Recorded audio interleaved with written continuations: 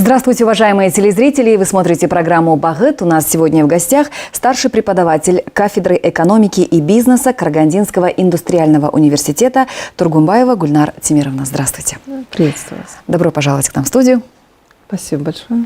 Гульнар Тимировна, скажите, пожалуйста, какие факторы важны для развития предпринимательства? Среди таких факторов, конечно, можно рассмотреть разные, в том числе те, которые приводятся в экономической литературе. Но применимо к нашему региону и к нашей республике можно рассматривать, конечно, внутренние и внешние факторы. Тому есть исторические предпосылки, там, где располагается наше государство. И, естественно, те вопросы развития, которые преодолевало уже наше государство в течение 30 с лишним лет. К основным факторам развития предпринимательства у нас относятся внутренние и внешние.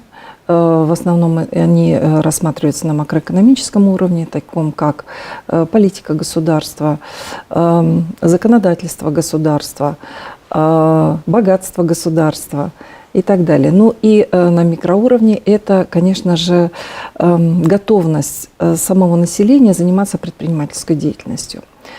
Ну, опять же, вернемся к историческим предпосылкам. На территории нашего государства есть большое количество людей, которые желают, умеют и могут заниматься предпринимательством, причем в различных сферах. И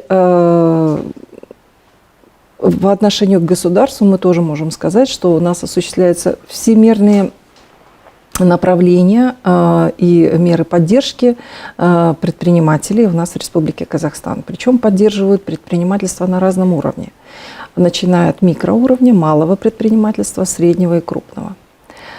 Как говорил еще наш президент Назарбаев, первый президент, если 60% населения у нас будет занято в малом бизнесе, наша экономика достигнет стабильности.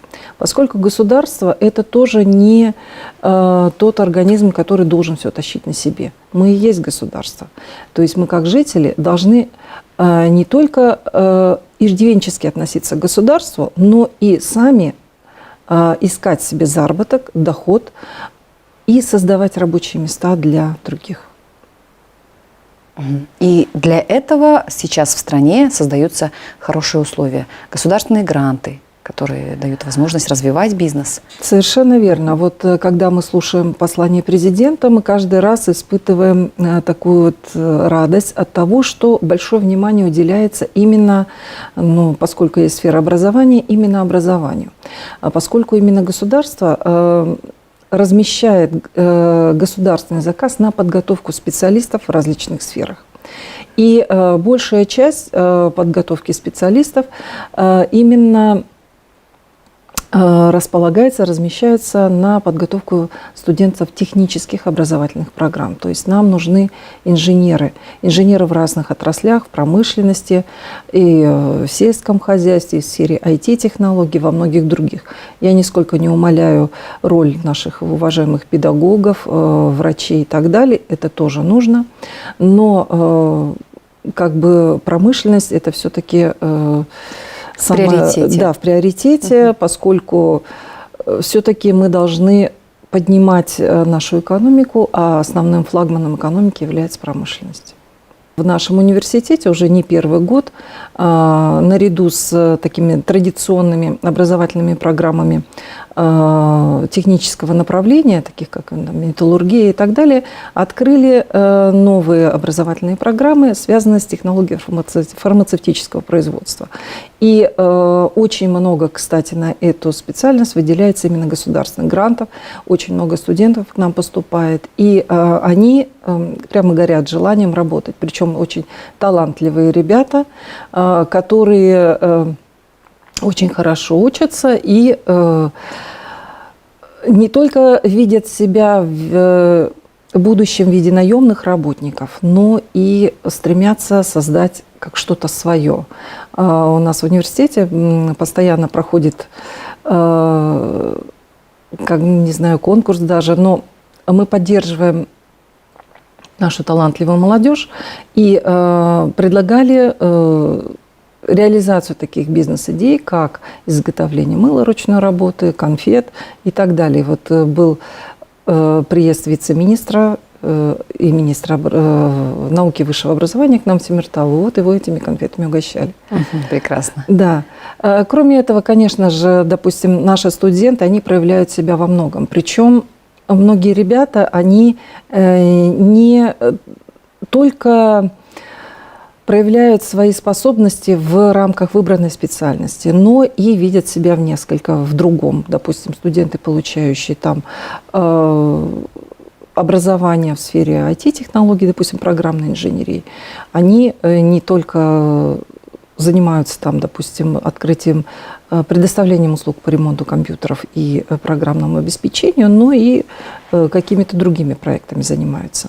То есть для студентов все направления по-своему интересны. Каждый, конечно, выбирает свое, что по душе. Ну, то, что они выбирают по душе, здесь касается того, что, во-первых, ребята при поступлении, школьники, я имею в виду, они должны уже четко понимать, где они себя видят. Вот здесь вот как раз проблема профориентации. Вопросами профориентации можно заниматься буквально со средней школы. То есть это средняя школа и старшая школа, это с 5 класса и так далее.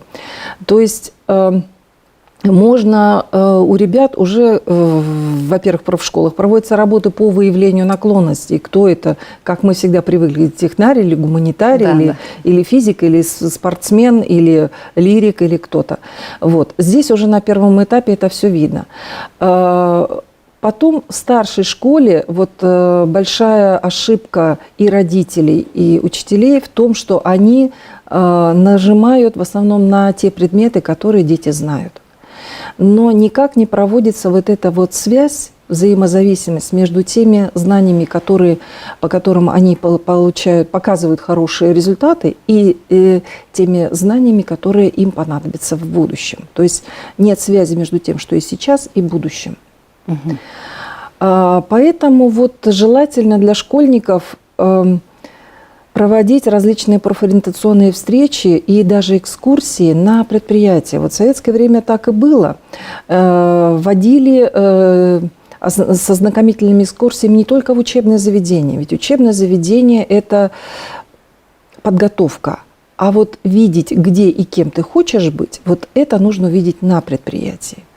То есть вот в советское время было в школах учебно-производственный комплекс. То есть дети хотя бы там какое-то время имели возможность не только посетить экскурсию на предприятии, но и провести там какое-то время, увидеть вот этот процесс изнутри, увидеть, как это все делается, и приложить это к себе, попробовать. А я хочу, а я могу, а вот это мне нравится и так далее. И когда вот ребята уже в школе определяются, куда они хотят, где они себя видят в будущем, вот тогда они понимают, какие предметы им сдавать на ЕНТ, выбирать в качестве профильных, и в какие вузы поступать.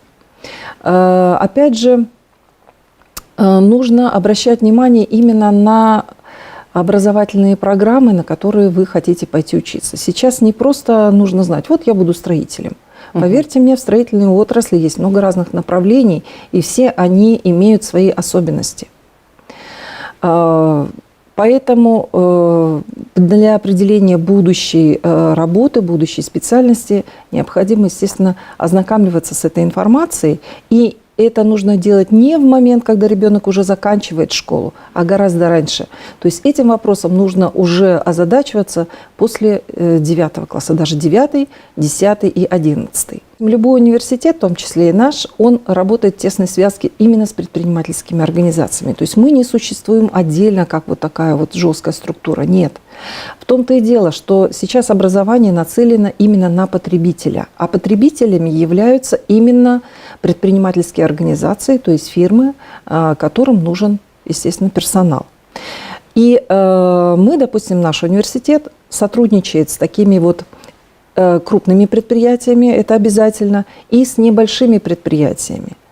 Потому что мы выясняем, какие есть запросы у наших потенциальных работодателей, какими навыками должен обладать наш выпускник, на что каким вопросам больше уделить внимание, какие дисциплины нужно изучить глубже и так далее. Дело в том, что в системе образования студенты на каждом курсе, после 1, 2, 3 и 4, они проходят практику.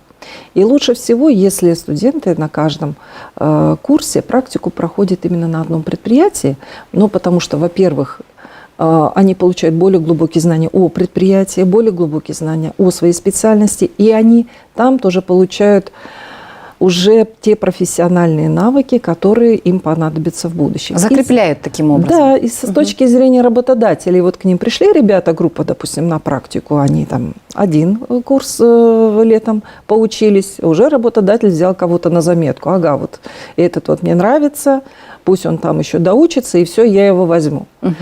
Причем здесь даже прорабатываются такие вопросы, как не только получение грантов от государства, но и получение грантов от предприятий, которые заинтересованы в том, чтобы получить себе специалиста соответствующего уровня. Такая возможность есть, да? Такая возможность есть. Но, конечно, вот в период пандемии, когда у нас произошло, что многие предприятия приостановили свою деятельность, было очень тяжело.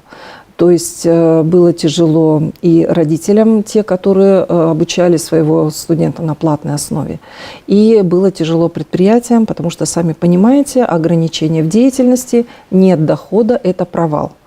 Имеется в виду провал по выручке, по реализации и так далее.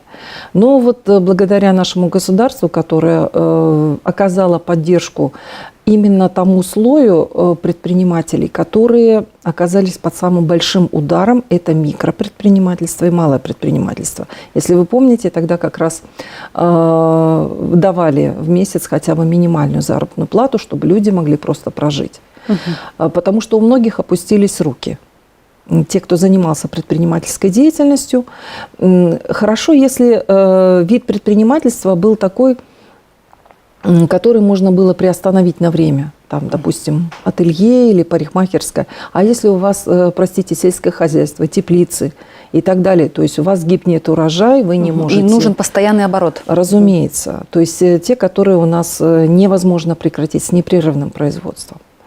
Вот, пострадали именно эти предприниматели. Но, как всегда, любая проблема – это не только проблема, но это хороший толчок. То есть у нас многие предприниматели вышли на другой уровень. Как вы знаете, многие начали применять нетрадиционные способы, такие как торговля дистанционно, такие как онлайн-продажи, оказание онлайн-продажи, курьерские службы, доставки и так далее. То есть вот здесь мы, как все население Казахстана, окунулись в цифровой мир нашей республики всей головой. То есть хочешь не хочешь, но мы это все освоили. И опять же, благодаря тому, что наше государство занимается этим вопросом цифровизации, диджитализации, у нас многие предприниматели получили больше широких возможностей именно для реализации своего бизнеса. То есть это не только то, что у тебя находится там в доступности в течение 15-20 минут, часа и так далее. То есть ты выходишь на другие площадки, в том числе на интернет-площадки, на которых они тоже могут продавать и свою продукцию, и свои какие-то услуги и так далее. То есть границы раздвинулись. При желании можно все реализовать на самом деле. Возможности есть. Вот, кстати, к основным факторам развития предпринимательства я бы отнесла как раз вот это вот наличие желания. То есть государство наше, оно создает все условия для того, чтобы любой человек мог заняться предпринимательской деятельностью. Имеется в виду любой, это не только люди работоспособного возраста, трудоспособного возраста, да, от 18 до пенсионного возраста. Это само собой разумеется, что люди хотят работать, хотят получать доход. Но и бизнесом можно заниматься и еще в школьном возрасте, и бизнесом можно заниматься уже на пенсии. Все зависит от желания. То есть если человек хочет, он сквозь стены пройдет. Вот в нашем университете уже не первый год реализуется программа обучение основам предпринимательства. Мы, конечно, эту программу в университете открыли 5 лет назад, и все наши студенты всех образовательных программ, и технических, и экономических, они изучают дисциплину, связанную с предпринимательством. Это либо основа предпринимательства, либо бизнес-планирование. Но кроме вот этих дисциплин, которые входят в учебный план, у нас еще есть как факультатив. То есть это по желанию студенты могли посещать такие занятия. У нас уже многолетнее сотрудничество налажено с Национальной палатой предпринимателей «Атамикен». То есть, причем как они к нам приходят в гости, так и мы к ним приходим в гости, то есть с выездными занятиями. Обмен опытом. Не только. У нас очень много, опять же скажу, слушателей, потому что у нас и студенты есть, и школьники есть, те, которые хотели бы принять участие в различных программах по получению гранта на осуществление предпринимательской деятельности. Такие гранты как раз предоставляются Палатой предпринимателей и фондом ДОМУ. И это представлено в виде гранта, то есть, как говорила знаменитая сова из мультфильма, безвозмездно, то есть даром. То есть можно получить такой грант, начать заниматься своим бизнесом, и если у вас все пойдет, то замечательно, грант возвращать не нужно. Главное, чтобы по критериям они подходили, да? Да, требования, причем требования разные. Недавно вот у нас объявлялся конкурс на грант Акима города Темиртау, и сейчас вот до 30 апреля идет конкурс на грант Акима города Караганды. Да. На сумму 1 миллион и, по-моему, 1,5 миллиона тенге, где могут принять участие именно молодежь. Молодежь до 35 лет.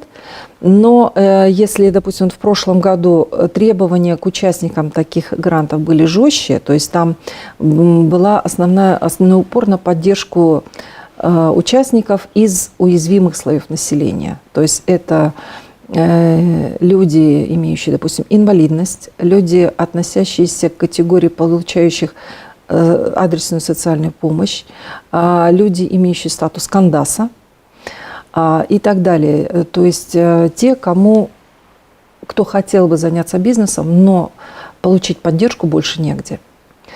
Вот. Значит, мы приглашаем на Национальную палату предпринимателей, а также другие организации, которые с большим удовольствием работают с нашими слушателями. Вот у нас в Темиртау есть такая организация, как Общественное объединение Ассоциация поддержки и развития малого предпринимательства. Мы тоже сотрудничаем. Они с удовольствием проводят различные мастер-классы, обучение. Также мы приглашаем специалистов Комитета по госдоходам, то есть бывшего налогового управления, также Республиканский центр поддержки предпринимателей и, собственно, предпринимателей. То есть, поскольку я в университете работаю уже давно, мы поддерживаем дружеские отношения с нашими выпускниками. То есть теми ребятами, которые учились у нас, причем на разных специальностях, на экономических, на технических. И вот когда они уже заканчивают университет, естественно, они уходят в свободное плавание. Но очень многие поддерживают теплые отношения со своими преподавателями, и когда мы к ним обращаемся, они тоже нам помогают. Вот у нас есть много выпускников, которые начали заниматься своим бизнесом. У нас много организаций, которые как раз осуществляют поддержку на безвозмездной основе. То есть вот та же палата предпринимателей, у нас ребята туда приходят, и им говорят: мы вам поможем подготовить пакет документов, перечень, все. Мы вам поможем написать бизнес-план, что обычно для всех только очень нужна большая... идея. Совершенно верно. Но вот как раз от предпринимателей и требуется вот это вот наличие идеи. Причем идеи не просто какой-то фантастической, а обдуманной идеи, выношенной идеи. Потому что вот самые основные вопросы для предпринимателя, как для начинающего, так уже и для работающего, это как раз эффективность идеи. Вопрос стоит в том, насколько эта идея будет пользоваться покупательным спросом. Потому что идея может быть замечательная, но если она не продается, то, видимо, не сейчас время этой идеи, и нужно обдумать что-то другое. Или же не использованы неправильные инструменты при реализации данной идеи. такие как маркетинговые действия. Это тоже нужно уметь, нужно знать как, нужно кому и понимать, в чем, собственно, ценность этой идеи. То есть в основном предприниматели, они решают вопрос не в том, как самореализоваться, а о том, как предоставить товар или услугу на тот существующий либо потенциальный спрос, который возникнет в ближайшее время. Что сейчас в приоритете? Какие идеи? Идеи очень интересные. Причем в основном у студентов как-то вот правильно устроены мозги, разрабатывают те идеи, которые находятся не в какой-то отдельной сфере, а на стыке. На стыке в основном это идеи, связанные с применением различных средств компьютеризации, цифровизации и так далее. Но сами понимаете, у нас сейчас эта сфера, она проникает везде. Студенты стараются, видят те проблемы, которые, как сказать, с их точки зрения наиболее актуальны. Ну, например, молодежь. У них основная проблема, кроме учебы, как провести время. Причем как провести время со смыслом, с толком, с интересом. Поэтому они вот разрабатывают различные такие проекты, связанные, допустим, с организацией внутреннего туризма, с организацией досуга внутри города, снаружи города, причем по интересам, организация различных квизов, игр, причем с применением, допустим, где-то спорта, где-то культуры, где-то музыки. Совершенно верно. Они прям фонтанируют такими идеями. Большие молодцы. Они начали у нас, вот опять же, после последствия ковида, дети как-то стали разъединены. Они больше времени стали проводить именно со своими девайсами. То есть у них живое общение заменилось общением с своим гаджетом, то есть через телефон, через планшет, через компьютер. Живого общения мало. Но сейчас ребята выходят из этой скорлупы и понимают, что как бы ни было прекрасно общение с компьютером, через интернет, но нужно все равно и работать, и получать какие-то товары, работы или услуги вживую. И они организуются в такие команды по интересам. Во многих учебных заведениях именно создаются условия именно для того, чтобы ребята создавали вот такие вот штурмовые бригады. То есть чтобы команды, они умели работать в коллективе? Да, причем они не только продвигают одну идею, они каждый вносит свою лепту. То есть каждый со своей точки зрения, со своими знаниями, они привносят в эту вот реализацию общей идеи каждый свой вклад. И возникают очень интересные проекты. Но вернусь опять же к реализации обучения в предпринимательском направлении. Как я уже сказала, у нас государство, оно предлагает различные направления для того, чтобы вы получили знания, которые вам нужны.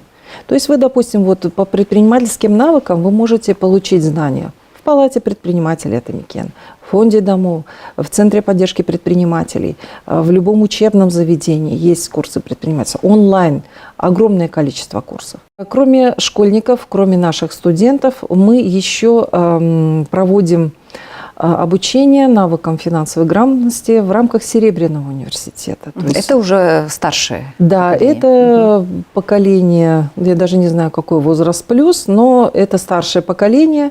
Значит, для них у нас идет обучение по 3 вопросам. Первое – это финансовая грамотность, а второе – это компьютерная грамотность в сфере общения не только с компьютерами, но в основном, что востребовано у людей пожилого возраста, это общение со смартфонами. И третье направление – это оздоровительная физкультура. То есть мы понимаем, что это люди в возрасте, и для них было бы полезно чем-то заниматься, причем заниматься не просто самостоятельно, а заниматься под присмотром инструктора. То есть, чтобы эффективнее было. Да, в нашем городе, как и у вас в Караганде, есть, конечно, такие места, где люди могут заниматься здоровым образом жизни. Вот они к нам приходят с большим удовольствием. Причем программа «Серебряный университет» у нас функционирует именно в течение учебного года, поскольку, опять же, мы понимаем, что люди преклонного возраста летом – это активные дачники. То есть те, кто летом будет сильно занят. Вот. А зимой, осенью, в такое прохладное время года, они с большим удовольствием приходят и обучаются. Причем образование у нас идет, вот, по крайней мере, по дисциплине финансовая грамотность, двустороннее. Имеется в виду, что мы им отдаем навыки общения с финансами, работы с финансами, защиты от мошенников и так далее. А они делятся с нами своими жизненными лайфхаками. То есть какие инструменты применять при планировании бюджета семейного, как сэкономить и так далее. Вы уже много лет ведете педагогическую деятельность. Если сравнивать поколение студентов, какие изменения вы можете заметить? Изменений таких много. Есть как положительные моменты, так и, к сожалению, отрицательные моменты. Ну, давайте я начну сначала с отрицательных. Я хочу сказать, что вот этот период пандемии очень сильно сказался, что у нас очень снизился уровень подготовки школьников для тех, кто хочет учиться дальше. Во-вторых, снизилась мотивация ребят, и это заметили даже школьные учителя, что очень многие школьники, они вот как-то совсем без желания учатся.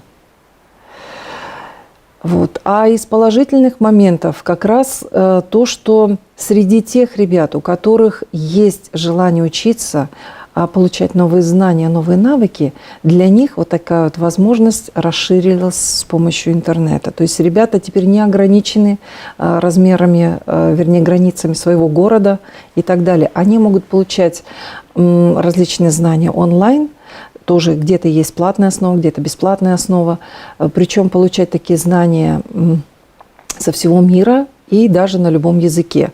Вот опять к плюсам это применение искусственного интеллекта, который позволяет переводить какие-то образовательные ресурсы на тот язык, который удобен к пониманию.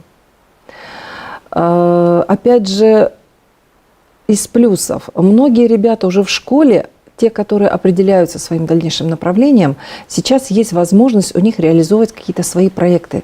Учебные проекты, образовательные проекты. То есть ребенок уже рано начинает понимать, куда он хочет идти, чему он хочет научиться. Он выстраивает свою научную линию, то есть сферу интересов.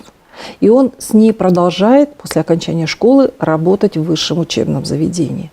Вот такие ребята, это прямо самородки, звездочки наши, с которыми мы понимаем, куда развивается наше общество, чем интересуется наша молодежь. Тем более, что вот образовательные программы многих университетов, они позволяют получить поддержку в образовательной сфере и в других учебных заведениях. Вот у нас в Казахстане практикуется мобильность студентов, то есть это внутренняя мобильность и внешняя мобильность.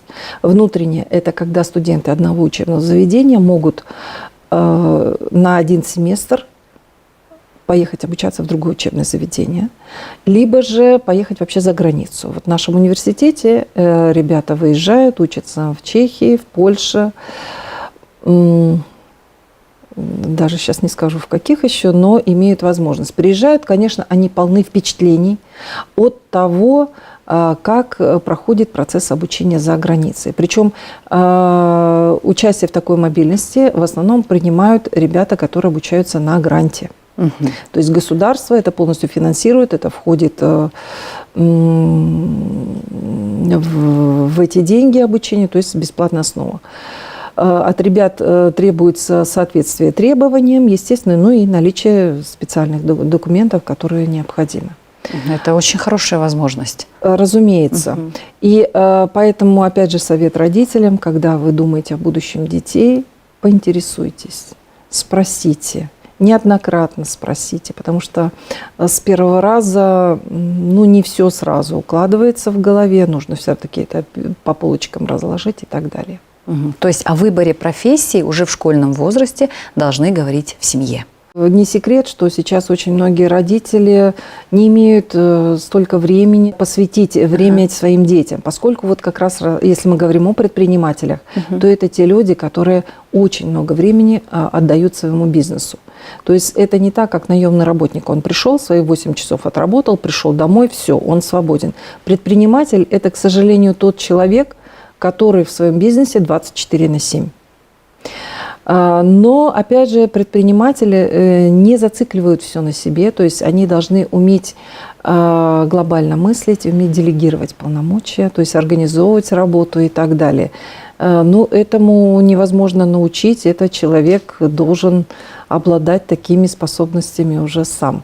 Причем вот эта способность организовывать или делегировать, она вырастает в человеке именно в семье. Когда ребенок умеет сам себе организовать свое время, учебное время. Дисциплина. Дисциплина, разумеется. И сам уметь построить график и распределить свои силы. Вот это первая ступень к достижению успеха именно в предпринимательстве, самоорганизация. Для того, чтобы заниматься бизнесом, очень важно, чтобы человек умел и знал школьную программу, то есть знание математики, желательно знание языков, умение работать с компьютером, хотя бы первичные навыки, да? Знание элементарных основ, именно школьных основ, таких предметов, как физика, математика, биология, литература, история. Это все очень важно. И многие предприниматели как раз заинтересованы в том, чтобы их работники получали какие-то дополнительные курсы, навыки и так далее. То есть проводят различные курсы обучения, повышения квалификации. Гульнар Тимировна, ваши рекомендации начинающим предпринимателям? Начинающим предпринимателям я бы порекомендовала искать информацию и следить за теми событиями, которые происходят в нашей стране.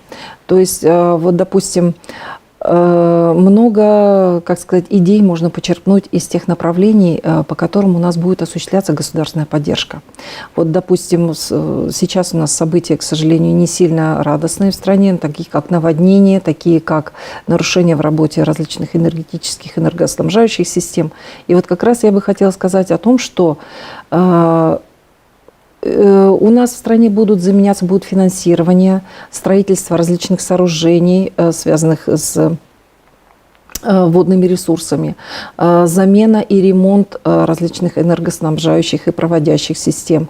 То есть вот как раз надо и подумать о тех идеях, которые будут развиваться, финансироваться и которые можно реализовать.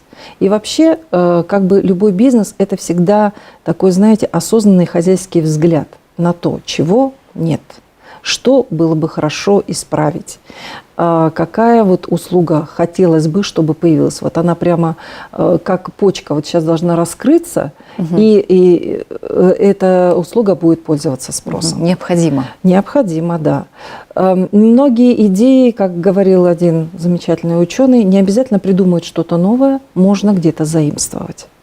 То есть посмотреть, где есть передовой опыт, что можно это внедрить. Вот в данном плане комплимент китайцам, которые всегда держат руку на пульсе, и они очень быстро реализовывают такие вот ноу-хау. У нас, вот, к сожалению, молодежь, она немножечко не так быстро реагирует на изменения. А иногда вот это промедление смерти подобно. То есть иногда решение нужно принимать очень быстро. И действовать. И действовать. А так меры поддержки от государства есть в разных направлениях. То есть если вам нужна какая-то информация, вы ее найдете. Если вам нужна поддержка, вам ее окажут. Все зависит от вас, от вашего желания. Спасибо большое. Спасибо, что сегодня приехали к нам в студию, ответили на наши вопросы. Мы желаем вашей трудовой деятельности огромных успехов. Вам спасибо большое. Дорогие телезрители, в завершении нашей программы я хочу напомнить, что у нас сегодня в гостях была старший преподаватель кафедры экономики и бизнеса Карагандинского индустриального университета Тургумбаева Гульнар Тимировна. Увидимся в эфире Первого Карагандинского. До свидания.